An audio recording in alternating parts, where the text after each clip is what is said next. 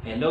Hi friends, मैं आपका friend विजय अपने YouTube channel IT technical power study पर आपका हार्दिक स्वागत करता हूँ। फ्रेंड्स, प्रीवियस क्लास में हमने ट्रांसफॉर्मर वाला चैप्टर पूरा कर लिया है। आज से हम चैप्टर न्यू शुरू करेंगे। न्यू चैप्टर हमारा होगा डीसी जनरेटर का। तो फ्रेंड्स, अधिक से अधिक अपने दोस्तों को हमारे चैनल से जोड़िए और चैनल को अभी तक आपने सब्सक्राइब नहीं किया, चैनल को सब्सक्राइब कीजिए, लाइक कीजिए और शेयर कीजिए। तो फ्रेंड्स, शुरू करते हैं आज की वीडियो। तो फ्रेंड्स, आज हम चैप्टर शुरू करें डीसी जनरेटर का। तो फ्रेंड्स, सबसे पहले डीसी जनरेटर हम समझ लेते हैं डीसी जनरेटर क्या होता है और इसका यूज क्यों करते हैं, क्या ये मशीन है और कैसे ये वर्क करती है। तो फ्रेंड्स, बात करें डीसी जनरेटर, दिष्ट धारा जनित्र यानी कि डीसी जनरेटर क्या होता है। डीसी जनरेटर फ्रेंड्स ऐसी युक्ति है या फिर ऐसी मशीन है जो कि हमारे को क्या देती है, इलेक्ट्रिकल सप्लाई देने का काम करती है। जनित्र जो भी है, जनित्र है यानी कि हमारे को क्या देगा, विद्युत सप्लाई देने का काम करेगा। जनित्र क्या रहता है, विद्युत सप्लाई देने का काम करता है। ठीक है, विद्युत सप्लाई किस प्रकार की देगा, दिष्ट धारा यानी कि डीसी करंट देगा, क्योंकि जनरेटर का नाम क्या है, दिष्ट धारा जनित्र है। एक और प्रकार का भी जनित्र आता है जो कि हमारे क्या रहता है, एसी करंट देता है। तो उसको हम क्या बोलते हैं, एसी धारा जनित्र, या फिर उसको अगर हम निमी की भाषा में बोले या फिर ITI में जो पूछा था एग्जाम में, उसके नजरिए से अगर हम देखें तो उसको हम क्या कहते हैं, अल्टरनेटर बोलते हैं। एग्जाम में अल्टरनेटर भी लिखा था और एसी जनरेटर भी। तो हम अभी के लिए हम क्या पढ़ेंगे, डीसी जनरेटर यानी कि दिष्ट धारा जनरेटर के बारे में देखेंगे। तो फ्रेंड, डीसी जनरेटर क्या होता है। डीसी जनरेटर, सबसे पहले बात करते हैं जनरेटर क्या होता है। जनरेटर फ्रेंड्स क्या करता है, मैकेनिकल एनर्जी को इलेक्ट्रिकल एनर्जी में चेंज करने का काम करता है। मैकेनिकल एनर्जी को डीसी जनरेटर क्या काम करता है, मैकेनिकल एनर्जी को इलेक्ट्रिकल एनर्जी में चेंज करने का काम करता है। ठीक है, मैकेनिकल एनर्जी यानी क्या होती है, यांत्रिक ऊर्जा, और इलेक्ट्रिक एनर्जी यानी कि विद्युत ऊर्जा। विद्युत ऊर्जा। तो फ्रेंड्स, जनरेटर क्या करता है, यांत्रिक ऊर्जा को विद्युत ऊर्जा में चेंज करने का काम करता है। अब फ्रेंड्स, यहाँ पर खाली अभी तक बात हो रही जनित्र की। अगर डीसी जनरेटर की बात हो, ठीक है, तो हम क्या देंगे, यांत्रिक ऊर्जा देंगे और बाहर हमारे क्या मिलेगी, विद्युत ऊर्जा मिलेगी। किस रूप में मिलेगी, क्योंकि हमारे पता है विद्युत तो इलेक्ट्रिक एनर्जी करने का काम करता है। ठीक है, इलेक्ट्रिक एनर्जी फ्रेंड्स हमारे पता है दो तरह की इलेक्ट्रिक एनर्जी होती है हमारे पास। कौन कौन सी इलेक्ट्रिक एनर्जी होती है हमारे पास में, एसी और डीसी। ठीक है, एसी करंट यानी कि अल्टरनेटिंग करंट, डीसी करंट यानी कि डायरेक्ट करंट यानी कि प्रत्यावर्ती धारा और दिष्ट धारा, दो तरह की विद्युत होती है। ठीक है, तो हमारे को जो जनरेटर से जो विद्युत मिलेगी वो कौन से प्रकार की मिलेगी, डीसी सप्लाई मिलेगी, यानी कि दिष्ट धारा हमारे को जनरेटर से मिलेगी। ठीक है, अब हमारे ये सवाल आता है दिमाग में कि मैकेनिकल एनर्जी, यांत्रिक ऊर्जा क्या होती है। यांत्रिक ऊर्जा वह ऊर्जा होती है जिसको हम किसी मशीन के द्वारा देते हैं या फिर अपने हाथों की एनर्जी से देते हैं, तो वो क्या होती है, यांत्रिक ऊर्जा होती है। यांत्रिक ऊर्जा से विद्युत ऊर्जा को चेंज करने का काम कौन करता है, जनरेटर करता है। ठीक है, अगर यहाँ बात आती है मोटर की, तो मोटर क्या करती है, विद्युत ऊर्जा को यांत्रिक ऊर्जा में चेंज करने का काम करती है। यहाँ बात हो रही जनरेटर की, तो जनरेटर क्या करता है, यांत्रिक ऊर्जा को विद्युत ऊर्जा में चेंज करने का काम करता है। ठीक है, तो जनरेटर क्या करता है, यांत्रिक ऊर्जा विद्युत ऊर्जा में चेंज करने का काम करता है। तो फ्रेंड, इसकी मैं थोड़ी सी आपको प्रोसेस बता देता हूँ कि होता कैसे एक्चुअल में। ठीक है, जैसे हम बात करते हैं फ्रेंड्स एग्जांपल के तौर में, जैसे हम बात करें कि ये मान लो एक हमारे पास में क्या है, जैसे मैं बात करूँ, ये मान लो एक टरबाइन है। ठीक है, ये हमारे पास टरबाइन है। ठीक है, अब टरबाइन के ऊपर क्या गिरा है, पानी गिरा है। जैसे आपने देखा होगा कि जल विद्युत शक्ति संयंत्र जो होता है, हाइड्रो पावर प्लांट जो होते हैं, ठीक है, जहाँ पर बिजली बनती है, वहाँ पर क्या, जैसे मान लो पानी गिरा है तो ये टरबाइन पर पानी गिरता है, तो टरबाइन क्या होता है, घूमता है। तो टरबाइन से क्या जुड़ रहता है, जनरेटर। टरबाइन से क्या जुड़ रहता है, एक जनरेटर। ठीक है, ये जनरेटर वैसे तो ऐसी होता है क्योंकि अधिकतर उत्पादित क्या होती है, एसी करंट ही होती है। ठीक है, यहाँ मैं जनरेटर की बात करूँ, डीसी जनरेटर की, तो डीसी सप्लाई भी ले सकते हैं हम। ठीक है, तो ये मान लो हमारे को क्या, ये मान लो ये हमारे पास क्या लगी हुई है, ये इसको हम क्या बोलते हैं, इसको हम क्या बोलते हैं, टरबाइन। होता क्या है फ्रेंड्स, यहाँ पर एक जगह क्या होता है, पानी स्टोर होता है। जैसे हाइड्रो पावर प्लांट्स में क्या होता है, जैसे क्या होता है कि ये मान लो एक डैम होता है। ठीक है, डैम के अंदर क्या होता है, पानी भरा होता है। तो यहाँ से पानी क्या होता है, टरबाइन के ऊपर गिरता है। टरबाइन घूम के क्या आता है, इस जनरेटर को घुमाने का काम करता है, यानी यांत्रिक ऊर्जा देता है इसको। ठीक है, यांत्रिक ऊर्जा देता है, तो इस जनरेटर क्या होता है, घूमता है, घूम कर ये क्या आता है भाई, यांत्रिक ऊर्जा से क्या हो रहा है, विद्युत ऊर्जा में चेंज हो रहा है। तो अपने हमारे को यहाँ पर क्या मिलेगी, विद्युत सप्लाई मिलेगी। विद्युत सप्लाई कौन सी मिलेगी, डीसी मिलेगी। ठीक है, अगर ये मान लो डीसी जनरेटर, तो यहाँ पर सप्लाई क्या मिलेगी, डीसी। अगर ये मान लो यहाँ पर अल्टरनेटर में लगा रखा है तो क्या मिलेगी, एसी सप्लाई मिलेगी। यहाँ पर मेरा पर्पज यही है कि ऊर्जा का रूपांतरण बताना आपको कि जनरेटर या फिर अल्टरनेटर ऊर्जा का रूपांतरण कैसे करता है। तो फ्रेंड्स आपको उम्मीद है कि समझ में आ गया होगा कि यांत्रिक ऊर्जा कैसे दी जाती है। यांत्रिक ऊर्जा फ्रेंड्स देने का तरीका खाली यही नहीं कि हम पानी के द्वारा दें, यांत्रिक ऊर्जा हम किसी मशीन के द्वारा भी दे सकते हैं। जैसे कि मान लो मैं बात करूँ, आपने मोटर जनरेटर सेट दे रखा होगा, अगर नहीं दे रखा तो मैं आपको बताता हूँ। जैसे मान लो ये मोटर जनरेटर सेट है, ठीक है, ये मैंने मान लो मैं आपको एक डायग्राम बना के बताता हूँ, ठीक है। ये हमारे पास मान लीजिए मोटर है, ठीक है, ये हमारे पास में एक 3 फेज मोटर है या फिर सिंगल फेज आप ले सकते हैं, ठीक है। ये हमारे पास में मोटर है, मोटर से क्या कपलिंग हुआ है, जनरेटर, ठीक है। तो इन दोनों कपलिंग मतलब क्या होता है, दोनों की शाफ्ट आपस में जुड़ी होना। कपलिंग क्या होती है कि दो मोटरों की जो शाफ्ट होती है आपस में जुड़ी होना, ठीक है। तो इन दोनों मोटरों की शाफ्ट आपस में जुड़ी हुई है। अब 3 फेज मोटर को हम क्या देते हैं, 3 फेज सप्लाई देते हैं।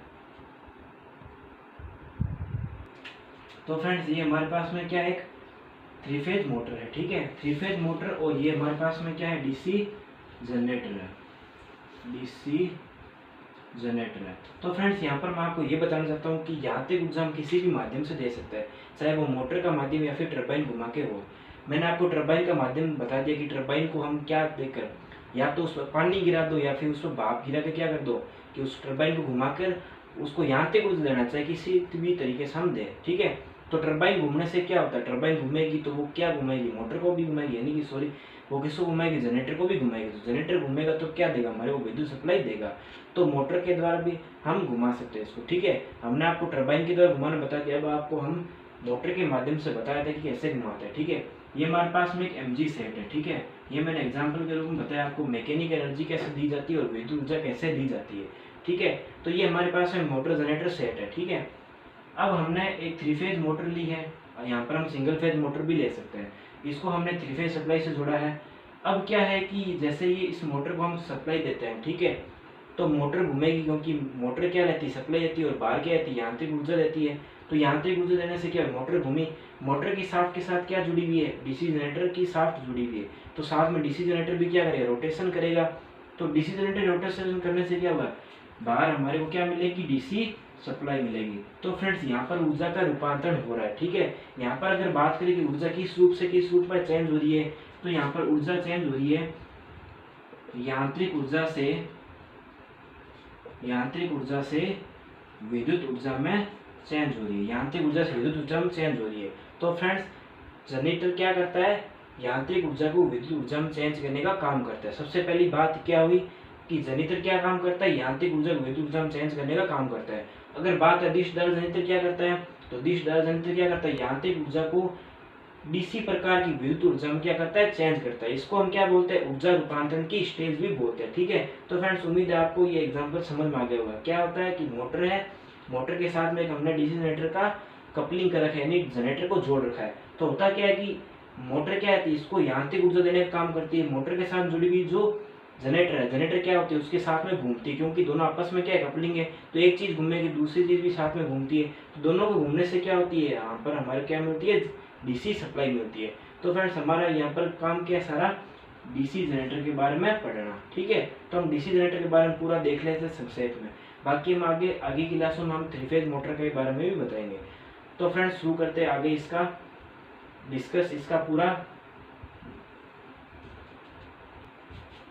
तो फ्रेंड्स हमने बता दिया आपको कि जनरेटर क्या करता है। सबसे पहले बात हम यहाँ पर नोट डाउन करते चलेंगे, साथ में नोट्स भी बनाते हुए इसके चलेंगे, ठीक है। ये नोट्स हमारे एग्जाम में काम आएंगे। तो फ्रेंड्स आप साथ में मेरे नोट्स भी बनाते हुए चलिए और वीडियो को भी साथ में देखिए, ताकि आपके दोनों प्रिपरेशन हो सके आसानी से। आपके नोट्स भी तैयार हो जाएंगे और आप वीडियो भी अच्छे से देख पाएंगे। आप पहले वीडियो को अच्छी तरह से देख लीजिए, उसके बाद नोट्स जरूर लें, ताकि ये आपके एग्जाम की दृष्टि से आपको काम आए। तो सबसे पहले जनरेटर क्या करता है, मैकेनिक एनर्जी को इलेक्ट्रिक एनर्जी में चेंज करता है, यानी कि यांत्रिक ऊर्जा को विद्युत ऊर्जा में चेंज करता है, ठीक है। यांत्रिक ऊर्जा को विद्युत ऊर्जा में चेंज करता है, ठीक है। कौन से प्रकार की विद्युत में, डीसी प्रकार की विद्युत में चेंज करता है, ठीक है। पहली बात तो ये। अब डीसी जनरेटर हम प्रिंसिपल के बारे में देख लेते हैं, डीसी जनरेटर किस प्रिंसिपल पर काम करता है, ठीक है। इसकी बात कर रहे थे प्रिंसिपल की, डीसी जनरेटर की, ठीक है। डीसी जनरेटर प्रिंसिपल क्या है, डीसी जनरेटर करता है फ्रेंड्स फैराडे के विद्युत चुंबकीय प्रेरण सिद्धांत पर काम करता है, ठीक है। फैराडे के विद्युत चुंबकीय प्रेरण सिद्धांत पर काम करता है। तो अगर पूछ ले कि डीसी जनरेटर का सिद्धांत क्या है, तो प्रेरण का सिद्धांत है। डीसी जनरेटर का सिद्धांत क्या है? प्रेरण का सिद्धांत है। अब ये प्रेरण का सिद्धांत डीसी जनरेटर में कैसे लगता है वो हम देख लेते हैं। आपको बताया कि जनरेटर किस सिद्धांत पर काम करता है? प्रेरण के, यानी कि विद्युत चुंबकीय प्रेरण सिद्धांत पर क्या होता है? जनरेटर आधारित होता है। अब ये विद्युत चुंबकीय प्रेरण सिद्धांत क्या है, इसके बारे में हम देख लेते हैं। विद्युत चुंबकीय प्रेरण, ठीक है। डीसी जनरेटर का सिद्धांत अगर पूछ ले क्या होता है, तो डीसी जनरेटर का सिद्धांत क्या होता है? विद्युत चुंबकीय प्रेरण सिद्धांत पर काम करता है जनरेटर। अब विद्युत चुंबकीय प्रेरण सिद्धांत ये किसने दिया था? फैराडे नामक वैज्ञानिक ने। विद्युत चुंबकीय प्रेरण का जो नियम दिए थे वो किसने दिया था? फैराडे नामक वैज्ञानिक ने दिया था, ठीक है। फैराडे नामक वैज्ञानिक ने क्या बताया कि किसी चुंबकीय क्षेत्र में अगर किसी हम क्या रखे, चालक को रखे, ठीक है, जिस पर वाइंडिंग की हुई हो। किसी चुंबकीय क्षेत्र में हम क्या रखें, किसी चालक को रखे जिस पर वाइंडिंग की हुई हो, ठीक है, तो उसमें क्या होता है, उसके द्वारा चुंबकीय फ्लक्स का छेदन होने से क्या होता है, उसमें एक ईएमएफ उत्पन्न होता है। कहने का मतलब ये है कि कोई चालक है जिस पर वाइंडिंग की हुई है, ठीक है। अब मैं बात करूं, जैसे ये मान लो चालक है, इसको हमने दो पोल्स के बीच में रखा है, ठीक है। ये मान लो एन पोल है और ये एस पोल है, ठीक है। ये हमारी वाइंडिंग निकाली बाहर सप्लाई की तार, ठीक है। तो किसी चुंबकीय क्षेत्र के बीच में अगर किसी चालक को रखा जाए, यानी कि विद्युत धारावाही चालक को अगर रखे, विद्युत धारावाही चालक का मतलब क्या होता है कि ऐसा चालक जिस पर वाइंडिंग की गई, ठीक है, उसको हम आर्मेचर भी बोल सकते हैं, ठीक है। यानी कि विद्युत चुंबकीय सिद्धांत क्या कहते हैं कि विद्युत चुंबकीय जो क्षेत्र है, यानी कि विद्युत चुंबकीय जो क्षेत्र है, चुंबकीय क्षेत्र में अगर किसी चालक को रखा जाए, ठीक है, तो अगर इस चालक को अगर हम घुमाएं, ठीक है, इस चालक को अगर घुमाएं तो इसके द्वारा क्या होता है, चुंबकीय फ्लक्स का क्या होता है, छेदन होता है। चालक को किसी चुंबकीय क्षेत्र में घुमाने से क्या होता है, चुंबकीय फ्लक्स का छेदन होता है। इस फ्लक्स के छेदन से क्या होता है, इस चालक में क्या होता है, एक ईएमएफ उत्पन्न होता है, जिसको हम क्या बोलते हैं, प्रेरित विद्युत वाहक बल कहते हैं। इसको हम क्या बोलते हैं, प्रेरित विद्युत वाहक बल बोलते हैं। इसको फ्रेंड्स मैं दोबारा समझाता हूँ, ये क्या चीज है। किसी विद्युत धारावाही चालक को, यानी किसी चालक को अगर हम क्या रखें, किसी चुंबकीय क्षेत्र के बीच में रखें, मैं इसको और स्पष्ट रूप से बना दूं अगर, तो ये मान दो पोल है हमारे पास में, ठीक है, ये क्या है, चुंबकीय क्षेत्र है। अब इस चुंबकीय क्षेत्र के बीच में मैंने क्या रखा, एक चालक को रखा है, ठीक है, इस पर क्या की वाइंडिंग की हुई है, ठीक है, और इसे दो सप्लाई के तार मैंने निकाला है। अब इस चालक को हम क्या करें, किसी इस चुंबकीय क्षेत्र के बीच में अगर घुमाए, यानी कि रोटेशन करवाए। जनरेटर में क्या होता है, रोटेशन ही होती चीज, क्योंकि साफ्ट क्या होती है, घूमती है। साफ्ट घूमने से क्या होता है, ये चालक भी घूमता है, जिसको हम आर्मेचर बोलते हैं। तो ये चालक जब घूमता है तो इसके द्वारा क्या होता है, चुंबकीय फ्लक्स का छेदन होता है। क्यों होता है, क्योंकि चुंबक से क्या निकलती है, चुंबकीय बल रेखाएं निकलती है। ये स्थायी पोल्स हो सकते हैं, ठीक है, या फिर वाइंडिंग भी हो सकती है, ठीक है। तो इस चुंबकीय क्षेत्र के बीच में क्या होता है कि इस चालक को घुमाने से क्या होता है, फ्लक्स का छेदन होता है, ठीक है। फ्लक्स के छेदन होने से क्या होता है कि जिस चालक पर आपने क्या की, वाइंडिंग की हुई है, तो इस पर क्या होती है, वाइंडिंग करने से क्या होता है, वाइंडिंग होने से क्या होता है, ये फ्लक्स का छेदन जब होता है तो इस वाइंडिंग में क्या होता है, एक ईएमएफ उत्पन्न होता है, जिसको हम क्या बोलते हैं, प्रेरित विद्युत वाहक बल कहते हैं, ठीक है। यही डीसी जनरेटर का सिद्धांत होता है। तो फ्रेंड्स, आपको उम्मीद है आपको समझ में आ गया होगा, ठीक है। डीसी जनरेटर का सिद्धांत यही है। डीसी जनरेटर किस सिद्धांत पर काम करता है, विद्युत चुंबकीय प्रेरण सिद्धांत पर काम करता है। इस सिद्धांत को दिया किसने था, फैराडे नामक वैज्ञानिक ने दिया था। फैराडे नामक वैज्ञानिक के अनुसार क्या होता है कि किसी चुंबकीय क्षेत्र के बीच में अगर किसी चालक को रखा जाए, तो चालक क्या होता है, उस चालक को अगर घुमाए तो उसके द्वारा क्या होता है, चुंबकीय फ्लक्स का छेदन होता है। इस चालक को अगर घुमाए तो क्या होता है, चुंबकीय फ्लक्स का छेदन होता है। तो फ्लक्स के छेदन से क्या होता है, इसके अंदर हुई जो वाइंडिंग है, वाइंडिंग में क्या होती है, प्रेरित विद्युत वाहक बल उत्पन्न होता है, ठीक है। इसमें क्या होता है कि ईएमएफ उत्पन्न होता है। क्यों उत्पन्न होता है, क्योंकि फ्लक्स के छेदन से क्या होता है, करंट भी जनरेट होती है, ठीक है। तो इसी को हम क्या बोलते हैं, प्रेरित विद्युत वाहक बल बोलते हैं। कि फ्लक्स के छेदन होने से क्या होता है, इसमें क्या होती है, ईएमएफ उत्पन्न होता है, जिसको हम क्या बोलते हैं, प्रेरित विद्युत वाहक बल बोलते हैं, ठीक है फ्रेंड्स। उम्मीद है आपको डीसी जनरेटर का सिद्धांत अच्छे से समझ में आएगा। डीसी जनरेटर का फ्रेंड्स सिद्धांत यही है कि डीसी जनरेटर क्या काम, किस सिद्धांत पर काम करता है, फैराडे के विद्युत चुंबकीय प्रेरण सिद्धांत पर काम करता है। और ये सिद्धांत क्या कहता है कि किसी चुंबकीय क्षेत्र के बीच में अगर किसी चालक को रखा जाए, तो अगर इस चालक को अगर क्या करें, हम चुंबकीय क्षेत्र के बीच में अगर क्या करें, सापेक्ष गति करें या फिर इसको घुमाएं, तो इसके द्वारा क्या होता है, चुंबकीय फ्लक्स का क्या होता है, छेदन होता है, जिसके कारण क्या होता है, इसके जो चालक है यानी कि इसकी वाइंडिंग में क्या होता है, ईएमएफ उत्पन्न होता है, जिसको हम क्या बोलते हैं, इंड्यूस्ड ईएमएफ भी बोलते हैं। इसको हम क्या बोलते हैं फ्रेंड्स, इंग्लिश में अगर टर्म करना चाहे, अगर इंग्लिश में हम बोलना चाहे तो इसको क्या बोलते हैं, इंड्यूस्ड ईएमएफ यानी कि प्रेरित विद्युत वाहक बल बोलते हैं। तो फ्रेंड्स डीसी जनरेटर का सिद्धांत यही होता है। उम्मीद है आपको डीसी जनरेटर का सिद्धांत अच्छे से समझ में आएगा। तो फ्रेंड्स उम्मीद है आपको अच्छे से समझ में आएगा। तो हमारे पास दो टर्म हम इसमें नोट डाउन कर लेते हैं। सबसे पहले क्या होती है कि डीसी जनरेटर क्या करता है, यांत्रिक ऊर्जा को विद्युत ऊर्जा में बदलता है, यानी कि यांत्रिक विद्युत ऊर्जा यानी कि डीसी प्रकार की, ठीक है, डीसी प्रकार की विद्युत ऊर्जा में चेंज करता है, विद्युत ऊर्जा में बदलता है। डीसी जनरेटर, अब इसमें लिख लेते आगे, डीसी जनरेटर फैराडे के विद्युत चुंबकीय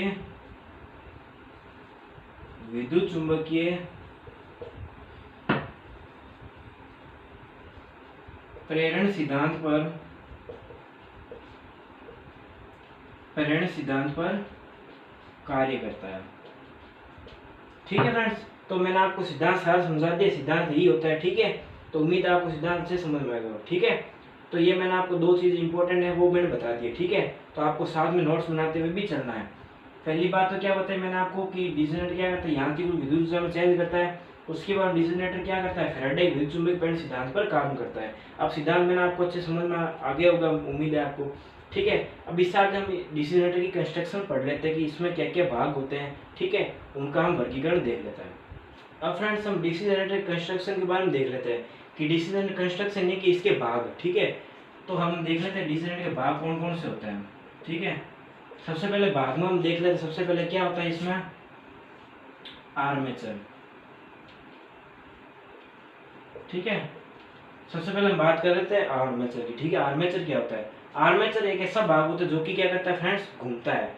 आर्मेचर डीसी जनरेटर में ऐसा भाग होता है जो कि घूमता है। ठीक है, आर्मेचर पे क्या होती है, वाइंडिंग होती है। ठीक है, आर्मेचर पर हम क्या करते हैं, वाइंडिंग करते हैं। ठीक है, तो आर्मेचर पर हम देख लेते हैं, आर्मेचर क्या होता है, यह जनित्र का घूर्णनीय भाग है।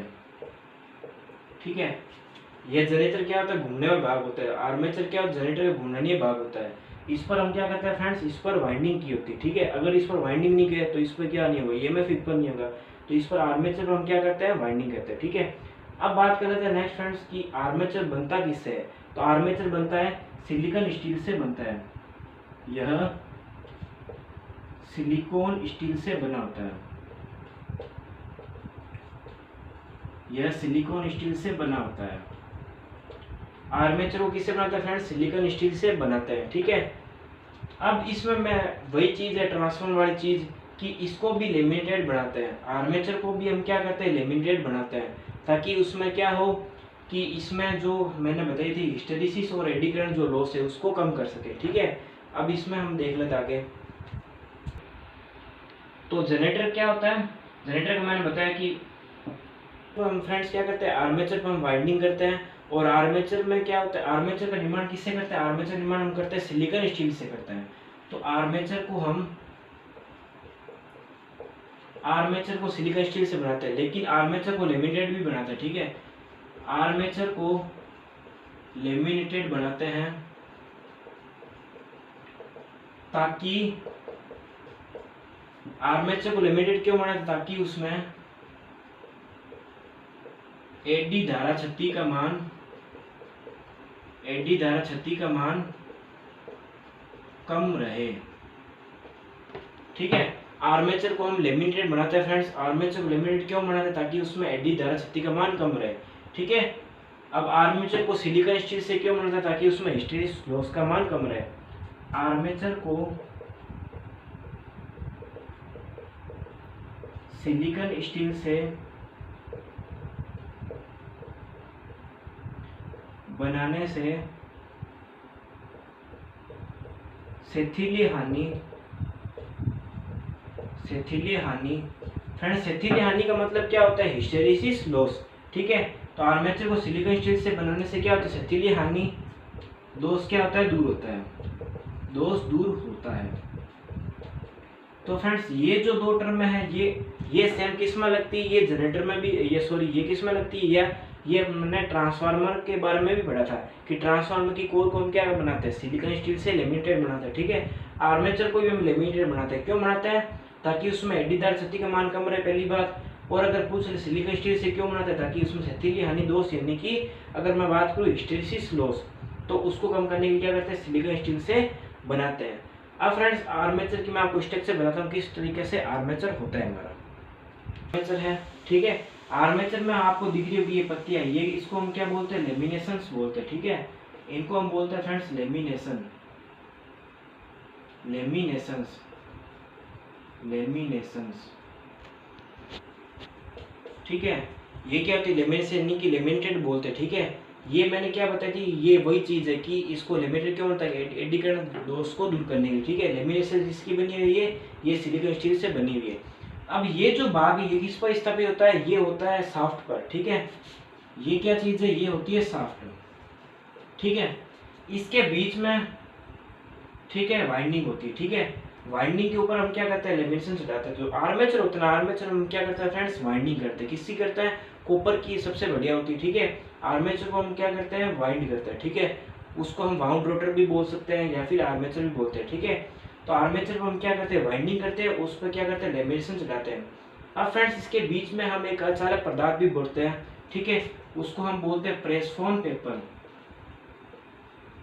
प्रेसफोन पेपर क्या होता है, अचालक के रूप में भरा जाता है दोनों लेमिनेशन को आपस में टच होने से बचाने के लिए, ताकि आपस में शॉर्टेज नहीं हो वाइंडिंग, ठीक है। तो इनके बीच में क्या करते हैं, प्रेसफोन पेपर भरते हैं दो लेमिनेशन के बीच में, ताकि वाइंडिंग आपस में शॉर्ट नहीं हो, ठीक है। तो ये सारे भाग किस पर होते हैं, शाफ्ट पे स्थापित होते हैं, ठीक है। अगर पूछ ले कि आर्मेचर किस पे स्थापित होता है, तो आर्मेचर फ्रेंड्स शाफ्ट पर स्थापित होता है, ठीक है। तो उम्मीद है फ्रेंड्स आपको आर्मेचर अच्छे से समझ में आया होगा, ठीक है। कल फ्रेंड्स हम बात करेंगे कम्यूटेटर की। तो उम्मीद है फ्रेंड्स आपको हमारा वीडियो पसंद आया होगा। अगर वीडियो पसंद आए तो लाइक कीजिए, शेयर कीजिए और कमेंट कीजिए। अगर फ्रेंड आपने चैनल को सब्सक्राइब नहीं किया है तो चैनल को सब्सक्राइब जरूर कीजिएगा, और फ्रेंड्स वीडियो अधिक से अधिक शेयर कीजिएगा, ताकि जो बच्चे हमारे चैनल से नहीं जुड़ पाए वो भी चैनल से जुड़ पाए। तो फ्रेंड्स मिलते हैं नेक्स्ट क्लास में।